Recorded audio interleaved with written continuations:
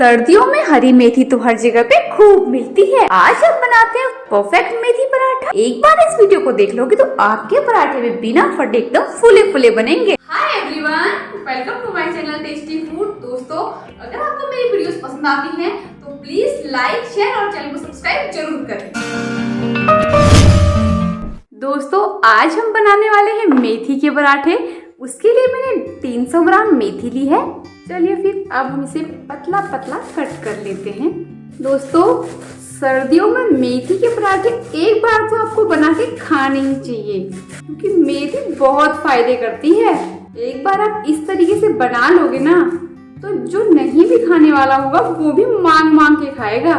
सारी मेथी इसी तरीके से कट कर लेते हैं। अब हमने मेथी को कट कर लिया है तो अब हम इसे साइड रखते हैं।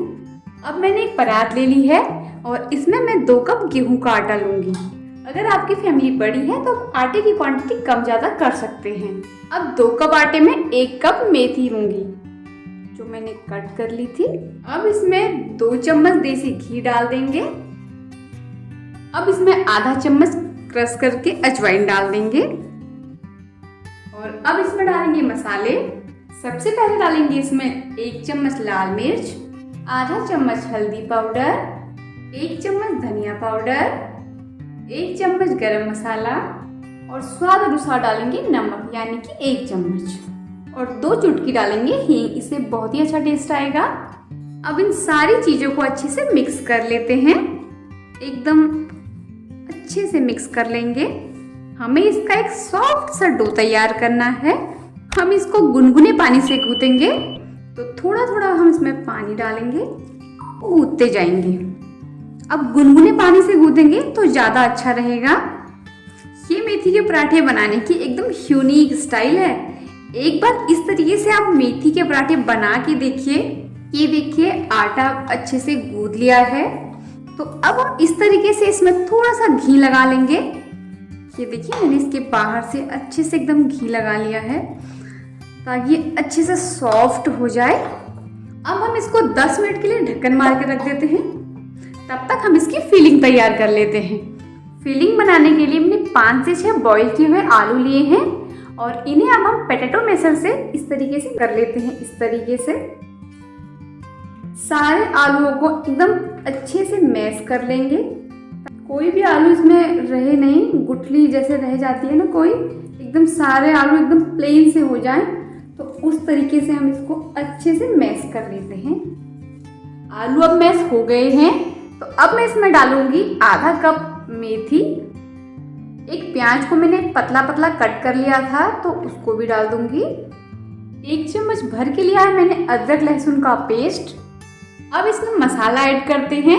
तो मैं ले रही हूँ आधा चम्मच भुना हुआ जीरा, 1 चम्मच धनिया पाउडर, 1 चम्मच गरम मसाला, आधा चम्मच हल्दी, 1 चम्मच लाल मिर्च, 2 चुटकी हींग, आधा चम्मच अजवाइन लिया है, इसको भी मैं क्रश करके डाल दूंगी और लास्ट में डालूंगी इसमें 1 चम्मच नमक। अब इन सारी चीजों को अच्छे से मिक्स कर लेते हैं। ये देखिए, सारा मिक्स हो चुका है। अब हम इसके छोटे छोटे गोले बना के रख देते हैं।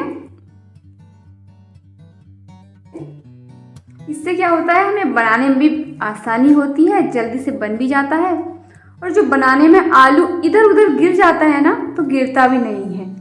इस तरीके से बना के रख दो तो फिर सीधे इसको रोटी में भर दो। है ना इजी। तो इस तरीके से हम इसकी सारे बॉल्स बना लेते हैं। ये देखिए, मैंने सारे बॉल्स बना के रख दिए हैं। चलिए फ्रेंड, अब आटे को भी 10 मिनट हो चुके हैं। अब इसे हम देख लेते हैं। एकदम सॉफ्ट सा हो गया, देख सकते हैं आप। तो अब हम उसके पेड़े बनाना शुरू करते हैं। इसमें थोड़ा सा आटा लगा लेंगे और ऐसे इसको बड़ा कर लेंगे और अब इसमें हम फिलिंग भर लेते हैं और इसको हम इस तरीके से नीचे को प्रेस करते हुए जाएंगे और इसको गोल गोल घुमाते जाएंगे। आप चाहो तो इसके अंदर थोड़ा सा इस तरीके से आटा डस्ट कर सकते हो। इस तरीके से इसको बंद करते जाएंगे। एकदम अच्छे से बंद करना है, नहीं तो हमारी फीलिंग जो है ना वो बाहर आ जाएगी और पराठा हमारा फूट जाएगा। इसको इस तरीके से ऐसे करके इसको नीचे को इस तरीके से प्रेस कर लेना है। थोड़ा सा आटे में और डिप कर लेंगे और इसको अब हम बेल लेते हैं। एकदम आराम से बेलना, तेज से नहीं बेलना, नहीं तो क्या होगा, आलू फट के बाहर आ जाएगा। ये देखिए आराम से इसे बेल लेंगे हम। ये देखिए पराठा बन गया है। अब इसे हम रखते हैं तवे में। चलिए फ्रेंड्स, हमारा तवा गर्म हो चुका है, तो अब हम इसमें अपने पराठा डाल देंगे और इसको एक साइड अच्छे से सिकने देते हैं। अभी एक साइड अच्छे से सिक चुका है, तो अब हम इसे पलट लेते हैं। ये देखिए, अब हम इसके ऊपर से घी लगा देंगे।